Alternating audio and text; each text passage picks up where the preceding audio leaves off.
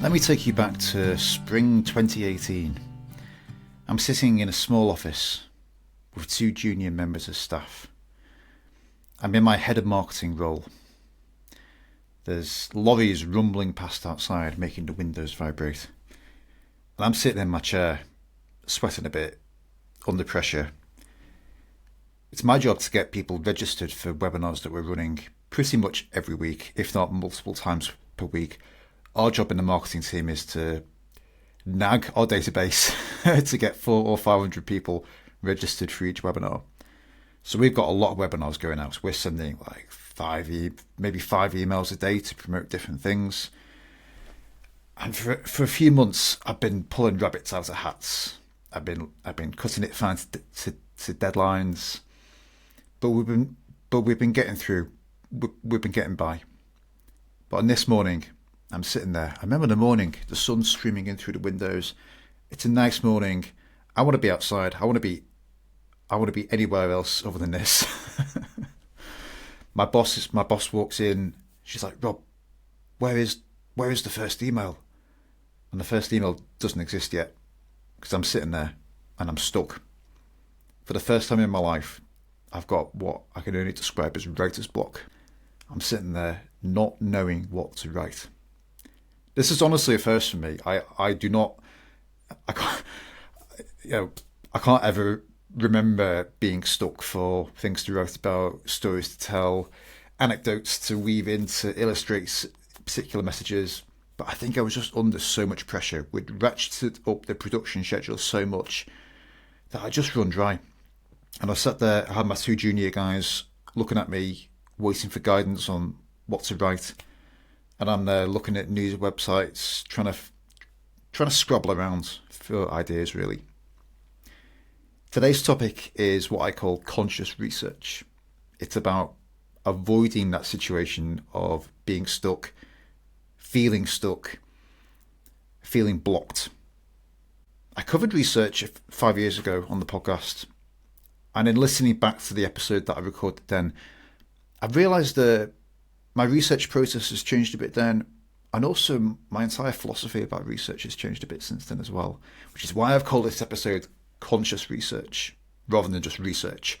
I think research kind of implies that you're sitting in it implies desk research, that you're like I was at my desk, looking around at news websites, looking around for ideas, looking for new leads, so to speak. That isn't really the kind of research that I do with and for my clients. So we'll get into conscious research today. The three ideas I want to discuss with you are the deep dive, ongoing photos, and ongoing journals. So let's have a look at the deep dive first.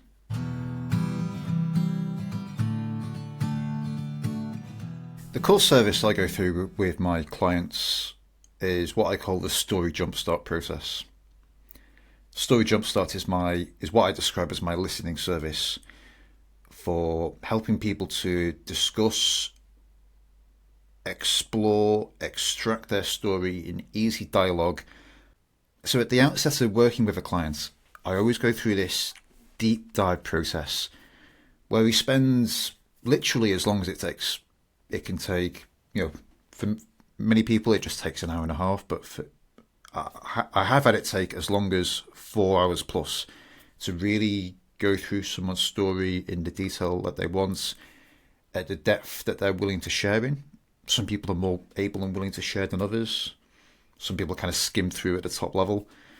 But it's this proper deep dive. It's allowing space to kind of go, okay, well, you've got all of these events in your past that are clues as to who you are, the values that you stand by, and the things that you might do in the future. All of the things that you might do in the future, your human potential, the impact that you can make on the world. It's all there in the past.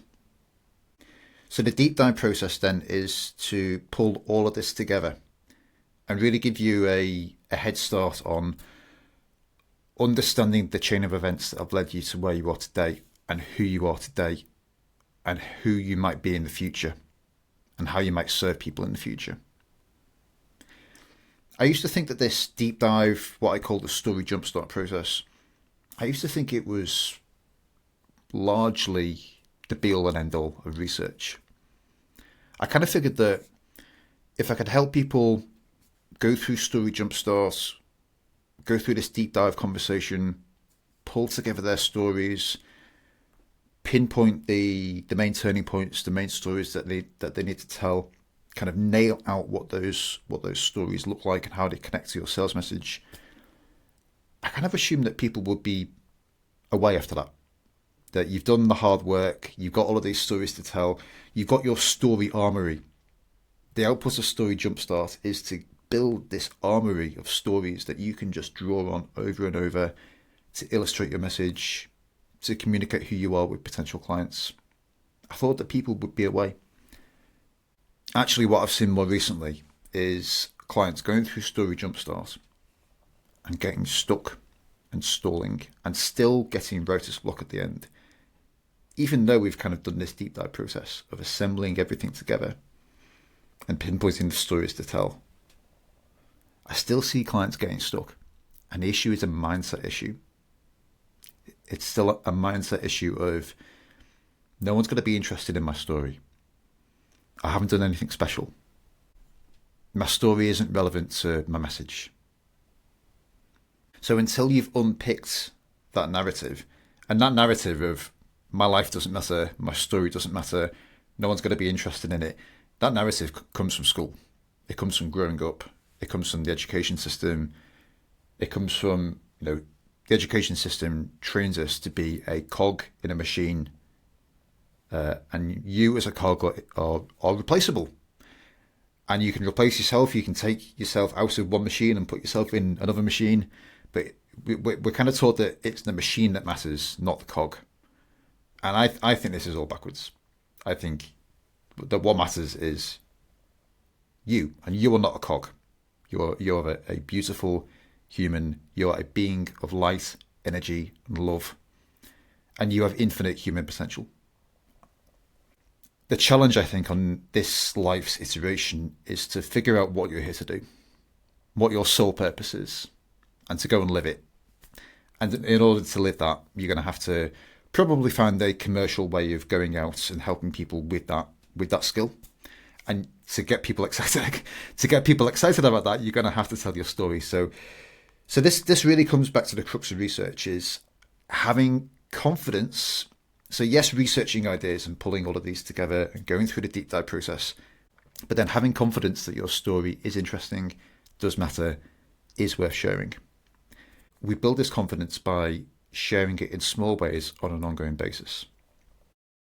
So I used to think that having this deep dive process, assembling everything together was all that was needed. But actually what's needed is an ongoing practice of sharing stories.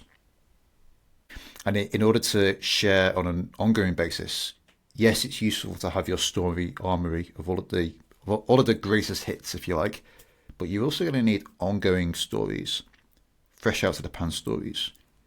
Because in discovering your sole purpose, you're not the finished product, because nobody is. Until we draw our last breath, I think there's potential for human growth and development and self-understanding. So in order to build confidence in ourselves as storytellers, and in order to actually put the research to use, because there's no point doing research if you're not going to then share it, or share some of it. You don't have to share every story idea that you have. You don't have to share. But you need some ongoing elements. It could be once a month you create a LinkedIn post where you share something vulnerable. For many business owners, that's quite a small step, but for many business owners, it's a starting point. So you need some ongoing way of building this confidence and changing the narrative that your story doesn't matter. No one's going to be interested. Yes, they are, but you have to. It's a muscle. It's a muscle that we carry on practicing, which is why researching for ongoing stories matters. So that's what we'll look about in the next session. We'll talk about ongoing photos.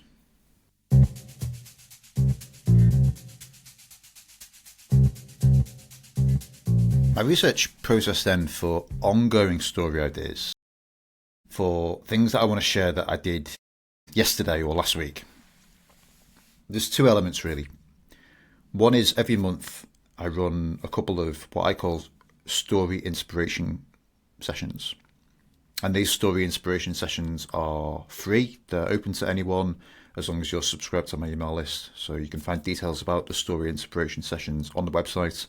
You'll receive, if you're on my email list, then you'll receive emails about each one and invitations to join. But because I've got those ongoing story inspiration calls, I know that I'm going to have to be sharing stories. So I've got an ongoing requirement coming up on the calendar all the time where I'm like, okay, I need to have some stories lined up.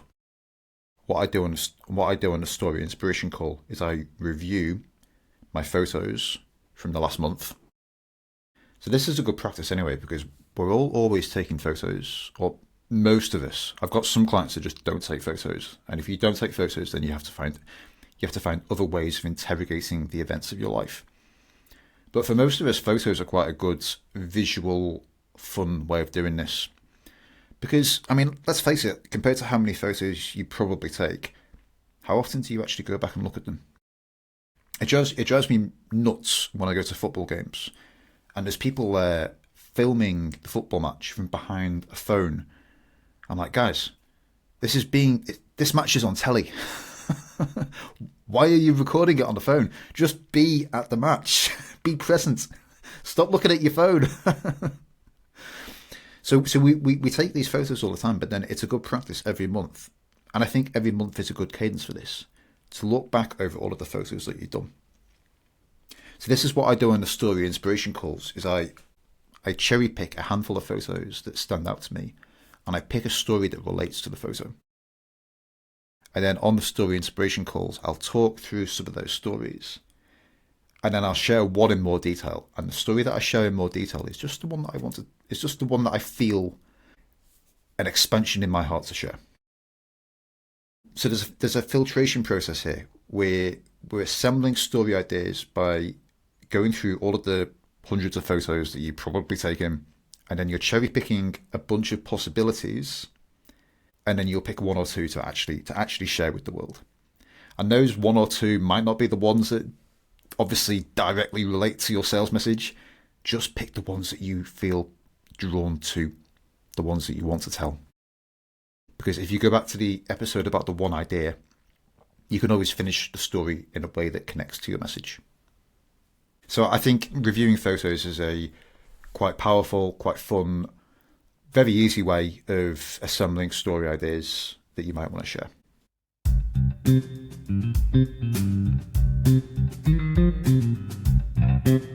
The other thing you might want to do on an ongoing basis is maintain a journal.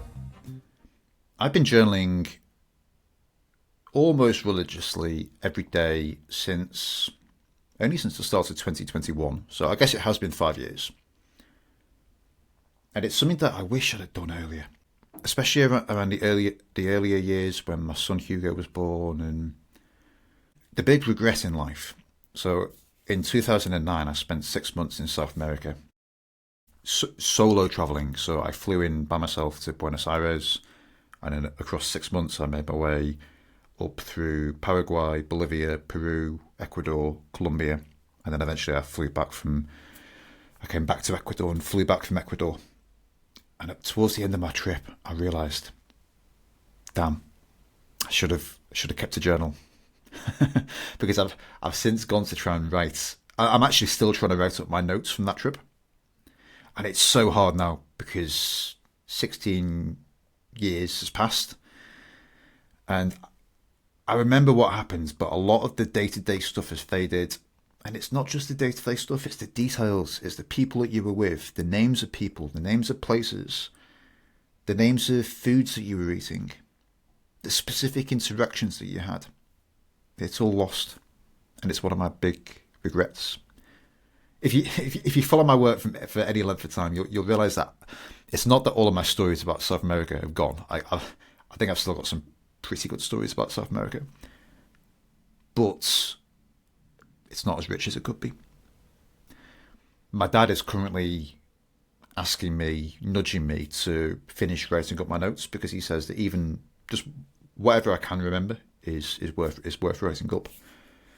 So I'm in the process of kind of revisiting that, but it's a big pain point for me that I don't have a daily journal entry for that 6 month period. And I think I keep asking, why didn't I journal? And I think it's because we undervalue the day-to-day activities that we're doing. We think that we're just getting the kids ready for school. We're just doing school run. We're just putting the bins out. It's like, yeah. All of those things are true, but there's always gold in. It's like panning for gold. You got all of these kind of rough items, and then you keep panning, and all of a sudden there'll be gold in there. So just this morning, so I'm recording this on a Thursday morning. Thursday mornings are my day to take the kids to school. So Lindsay goes off to work in the city quite early. I have to get the kids ready, get them dressed, fight with them to get their teeth cleaned. And they got ready quite nicely this morning. And then rather than coming down and then asking for screens and me saying no, they just started playing games in their room. They got all of their soft toys out and made an army each and started having this play fight with the army. And eventually it all broke out. It kind of descended into a fight in the end. But for maybe 20 minutes, they were just playing really nicely, doing this like imaginative play. Guess what's going to go in my journal entry later? That. Because that is the gold nuggets. That's the thing I want to remember. That's the thing that in a few years I won't be able to recall that. But I can today. So this is why the journal entry is so important. So if you are watching the video version, it doesn't matter if you're not, but if you're watching the video version, this is an example. So I've experimented with different sizes of journals. I've had A4. I currently go for A5 just because I think it provides a good amount of space. A5 is kind of a constraint. Like I can't note down everything, but I can note down a good chunk of things that have happened throughout the day. I also write in fountain pen. This is a new addition this year. I insist on writing fountain pen because I take more care over it. I take more care over the notes. I take more care over the memories. There's something about, Marshall McLuhan said that the message is the media, and that extends to your choice of pen. And I think using a fountain pen makes you feel, even when you're just writing a journal, it makes you feel like you're signing a peace treaty or something. So I write in fountain pen, and I do it every day. I know people do morning pages and things like that. That's fine if that works for you. It doesn't work for me in my routine. I have to get up and be with the kids. So yeah, I've never actually managed to do that. The time that I can journal is before I go to bed. So I just do this, what happened today, mood. And that works better for me. I'm not here to tell you how to journal, how to keep your own notes on your life. But I'm saying that you should somehow keep notes on your own life. You just should. And your future self will thank you. A bit like my future self is unthanking myself from 16 years ago, where I didn't think to keep a journal of all of the routine stuff I was doing in places on the other side of the world, going around trying to speak a different language, trying to get my clothes cleaned, trying to work out how to get the bus from Paraguay to Bolivia without being robbed. Yeah, so I strongly encourage you to keep a journal. I've gone to doing all of my notes handwritten. So I've really gone to analog. So one difference from 5 years ago when I first explored this research process was I used to journal much more digitally. I used to use Evernote, which is an online tool where you can upload your photos and add notes to your photos. And the advantage of having a digital journal that can include multimedia, it can include videos and photos. The advantage of a digital version is it makes it more searchable, because if you have something like Evernote, you can then go and search Evernote for notes that you made in the past. And even if you take a photo of a handwritten page, Evernote can search the handwritten text. Like, it's got quite clever. I've stopped using Evernote really to lean more into analog media and just keep things basic, keep things simple. So what I do for journal entries where I feel like there's gold on the page, I'll dog ear the corner of the page. Sometimes I'll make a few tiny notes on the dog ear, or you can get these like small post-it notes that stick up on the page just to kind of jog your memory of like, this is what this is. But I've been leaning away from the digital solutions and more into the analog solutions. It also helps to then have the monthly story inspiration call, because then that puts a bit of emphasis on on the importance of doing this, because I know that every month I'm going to have to share some stories.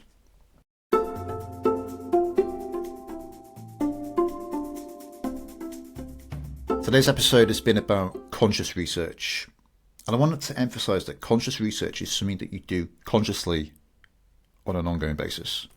It's consciously reviewing your photos, consciously keeping journal entries and dog-earing the corner of the pages and adding little post-it notes. Or if you want to do it digitally, absolutely be my guest. And I still recommend Evernote as a good solution for that. That is a paid solution, but it's not dramatically expensive. And again, it's conscious research because you're consciously selecting things to add into Evernote.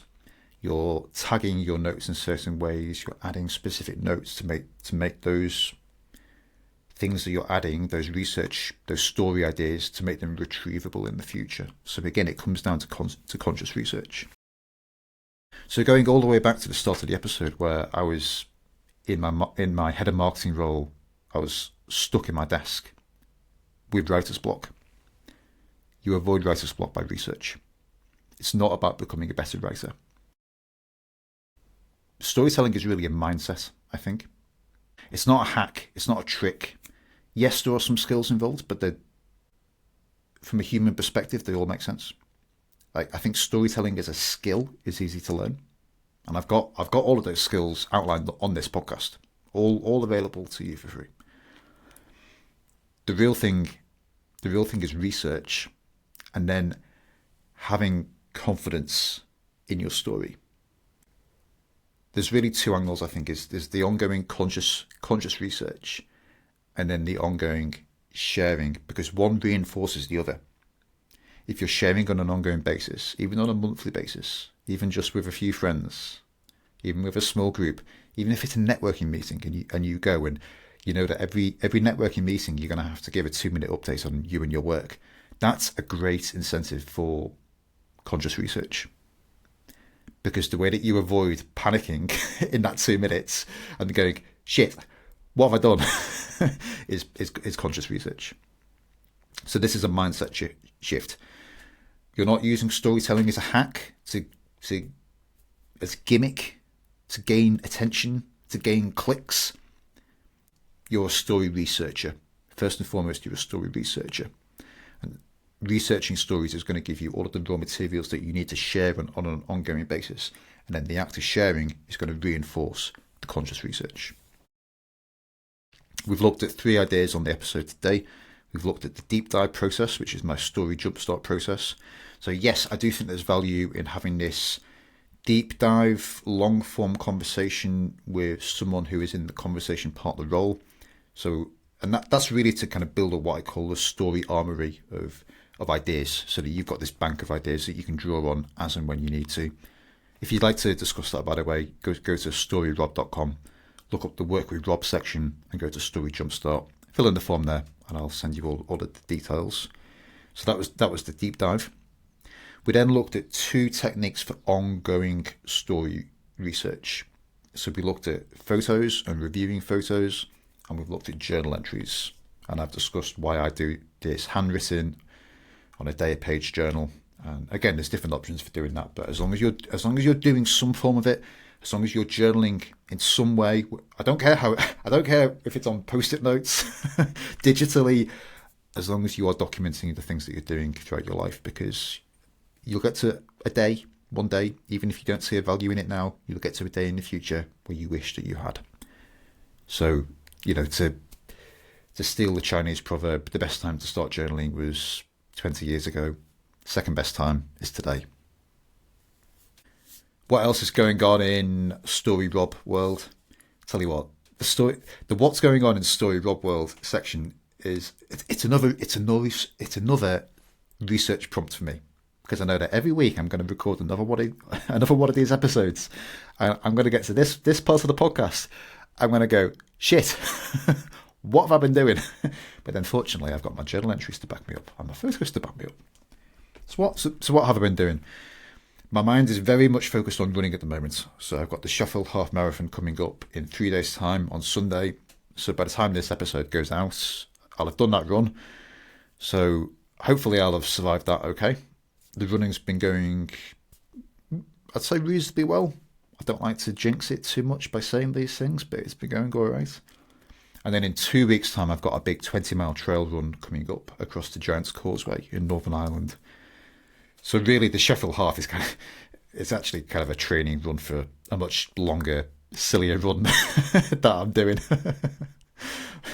where I've started doing these big trail runs, and they give you this list of mandatory kit, and part of the mandatory kit may as well be to carry a body bag in case you fall off a cliff and die.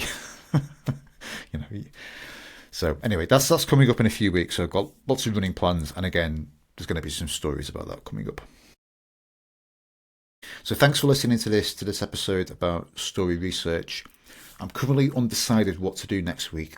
We may do another episode about publishing, because a lot of people, if you're following along with these episodes, a lot of people get to this point where you've got all of the story skills now. You know, we've been through how to research story ideas. We've been through the core story prompts. We've been through all of the production steps, the timeline, the one idea, the spoken first drafts, the AI second drafts, the editing. You've got everything you need. And then people get stuck.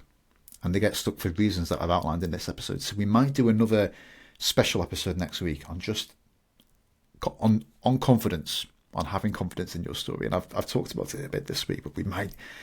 I feel like it's the main blocker for people. So we might do another special episode on that next week. After that, I'm gonna go and revisit some of the older episodes that I did a few years ago about keeping people writing. So we'll go and look at suspense and conflict. So all of that is coming up in the next few weeks.